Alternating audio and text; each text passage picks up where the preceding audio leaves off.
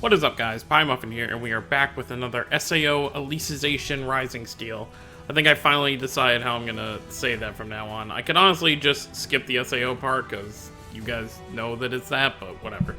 Anyways, nothing really new as of quite yet, other than the fact that we have hit the 300,000 mark on the pre-registration campaign, which is crazy already. I guess it's not too crazy considering when you think about how popular Sword Art is in Japan. But we got worldwide, we already got 300,000 pre-registered, so that's with people going by email.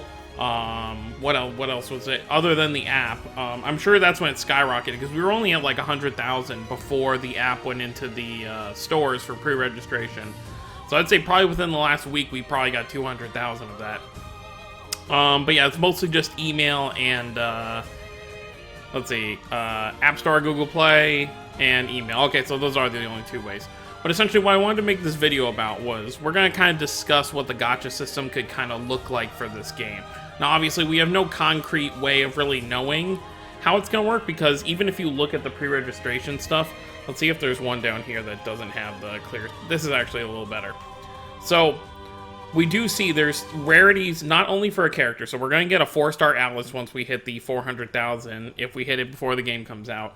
And then there's also 2-star equipment. So I see two ways of them kind of doing this. So I would hope that they're not going to do it exactly the same way as, what do you call it, as Memory Defrag, because if you play Memory Defrag, which I actually have it pulled up right here,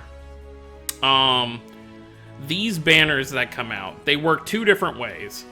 One way is kind of like this. You have the units on the banner themselves.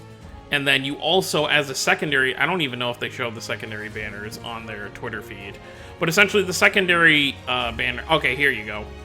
This is kind of showing it. These are weapons. Obviously, 4-star rarity weapon. This is for an event, by the way, but it's the same similar concept.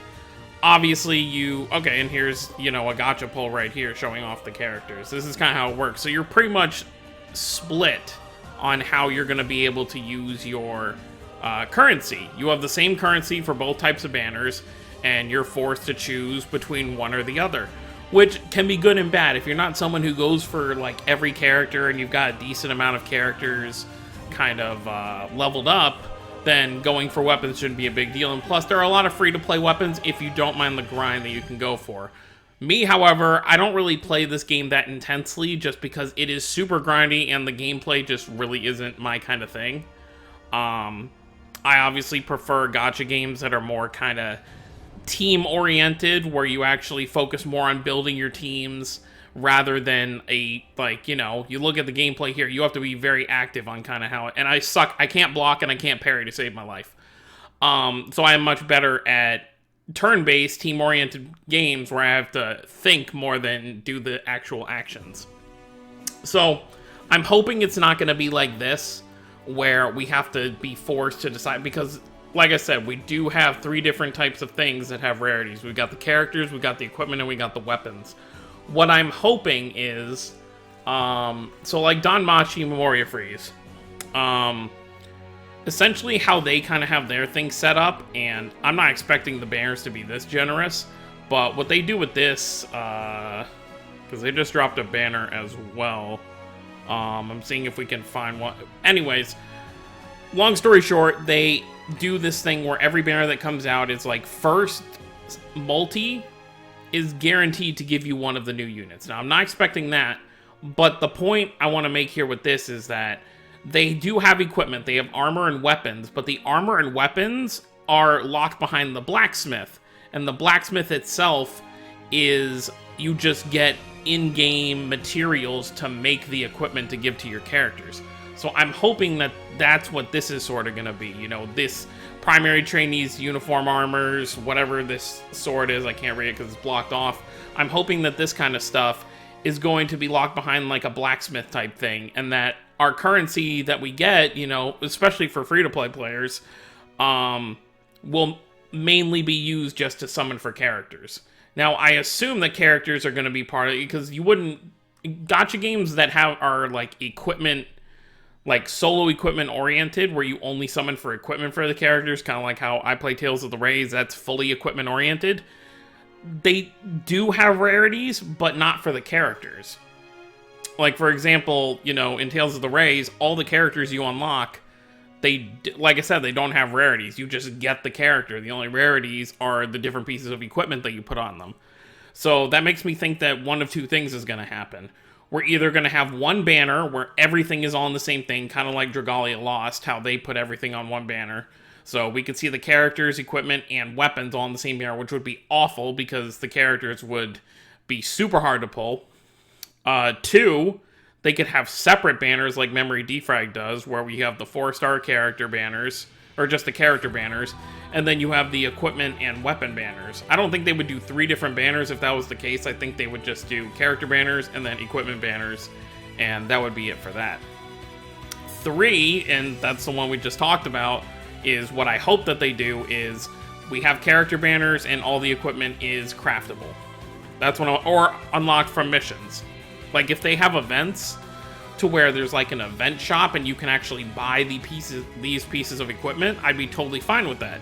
You know, because it would be a bit grindy, but it's better than having to waste your currency on equipment. Because I hate gacha. I don't hate the gacha games, but I hate the concept that they put in these games sometimes, where they make you choose between one thing or the other, and then they don't give you enough currency in the game to kind of get to that point.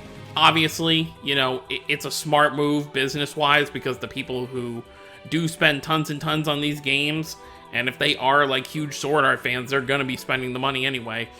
But it does feel kind of sleazy that way, because you can't get the best of both worlds for your characters unless you have everything for that character. So I do hope that they do something where it's just you're summoning for the characters, but, you know, probably in like a month or so we'll be finding out. And then, you know, looking at Integral Factor, I haven't played too much of Integral Factor, but I did play a bit to where I know how the banners usually work. They kind of work how Memory Defrag does, where like 90% of the banners are just step-up banners. But this is one of those games where you're summoning for attacks. So like this Suguha is an attack. Here's a better picture of how they kind of do their step-up banners. So it's like every character that has a different artwork is just an attack, kind of like Tales of the Rays. But these ones well, actually no, because Tales of the Rays has rarities too. So it's pretty much the same thing, except it's like it's like an open world, like MMO type game, but for your phone. So I guess they could do something like this, but I just don't see it working that way. I mean, I could see step-ups, definitely, but when it comes to what the gacha is actually going to be, I'm leaning more towards characters, because most franchises that have multiple kinds of gacha games try to do their gacha differently. Now, there are some games that really don't differentiate that much. Like, if you look at One Piece, you know, One Piece Treasure Cruise and then One Piece Bounty Rush, they're both just character gachas.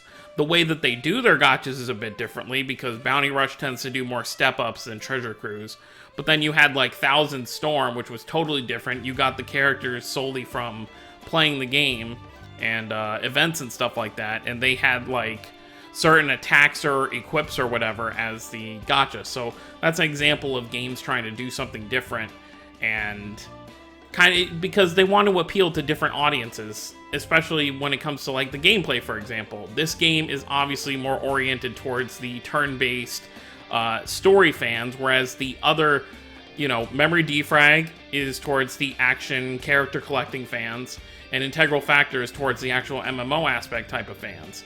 So they do want to have something for everybody, and I feel like if they're going to go this route with the character collecting team building game, that they're going to have to be a little more lenient than they are with Memory Defrag. Because with Memory Defrag, for the most part, if you're good enough at the game, and you just have, you know, a good handful of 6 stars, you're going to be fine no matter what kind of goes on. But if you're someone who's just kind of like, oh, I need to make sure I have a full team of every attribute because I'm not as good at the game, I want to make sure I have the right typings because I'm not going to be able to block and parry everything, you know, that goes into the territory of needing to pull for, you know, stuff on like every other banner.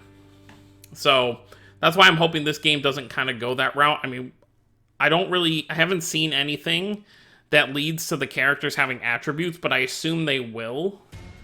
We haven't seen too much on the gameplay yet to where we can really say like what characters will have like what kind of attributes or how that's kind of going to work, because we haven't seen the gacha system.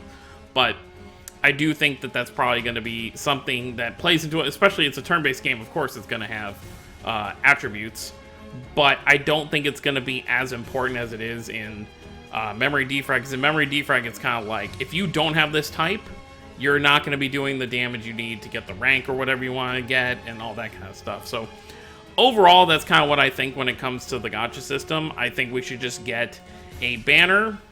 We should get banners that have the characters, and then just make all the equipment craftable, because I'm sure they've gotten slews of complaints about memory defrag over the years, with players being like, oh, I wanted to use this character, but I can't use this character to full potential because I have to pull for their weapon as well, which kind of sucks. So if they did do something like this, what I would like to see, and I didn't mention this before, so like let's say for example Alice has a specific type of weapon that's only for her. Like this specific Alice, obviously we're going to get for free, but let's say they release a War of Underworld Alice, different variant of this one. It would be cool to kind of see if we get like, so let's say you summon on the banner, you pull the Alice, and then her weapon comes with her. Like, if she's 4-star Alice, then you get her 4-star weapon. And then the outfit itself, maybe is, like, something you have to farm up from her specific event if she's an event character. Now, that seems a bit optimistic on my part, but that's what I would like to see. I'm not expecting it to be that way, but I'll say this right now. If this game does have separate banners, one for equipment, one for characters, I'm definitely going to be prioritizing characters over weapons. Worst comes to worst, I'll just farm up free weapons from events or whatever, because I assume they'll have those. And we know it's going to be less grindy than memory defrag, because the big thing with memory defrag is there's no stamina system. You can farm the entire game 24 hours a day, 7 days a week if you can manage that, to make sure you get everything.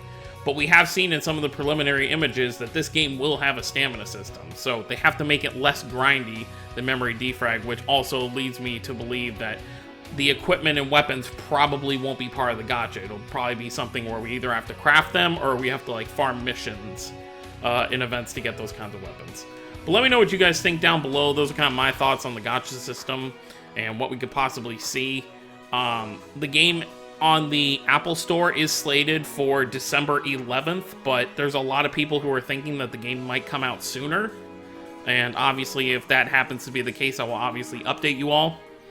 I think it could come sooner. My initial kind of comment on that was that I felt like that was probably a for sure date, because the way they did it with Pokemon Masters is they did that with the Apple Store, and that was the exact date. But people have shown me examples of games having an Apple date, but then the game came out like a month and a half before the date that was on there. So it's really just a placeholder date, so that they can be...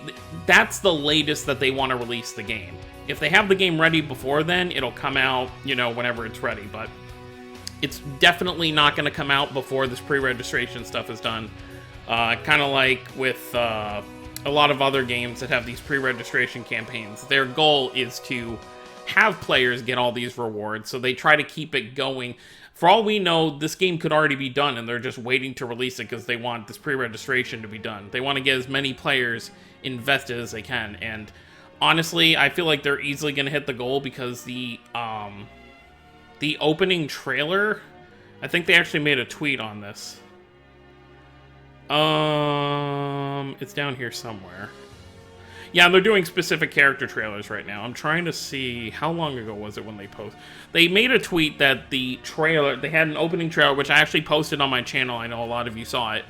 The, like, opening video for the, not anime, the opening video for the game. You know, a lot of story-based gacha games have an actual opening. It's over like 2.5 million views already. So this game hitting all those pre-registrations shouldn't be that bad. And I would expect, if you're used to a gacha game where it's kind of just like, you know, you jump in and you farm and stuff, because with Memory Defrag, obviously, we have like short skits between all the story stuff, but I feel like we're going to get a lot heavier kind of scene-based stuff with this game, just because they are putting more emphasis on the story. Hence why... where is she? I think she's actually up here. Hence why we are getting an original character for this game. This is an Integrity Knight that wasn't in the light novels or the anime, because they want to make a different kind of story. Synthesis, what's her name? Edis or something? I mean, this is how they're writing it, Adis.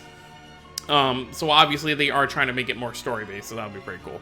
But anyways, guys, I've rambled on long enough. Let me know what you guys think down below. Don't forget to subscribe for more if you're new to the channel and you want to stay up to date with everything on this game. Once the game goes live, I will cover everything that comes out with it. Hope you all have a wonderful day, and I will see you all next time.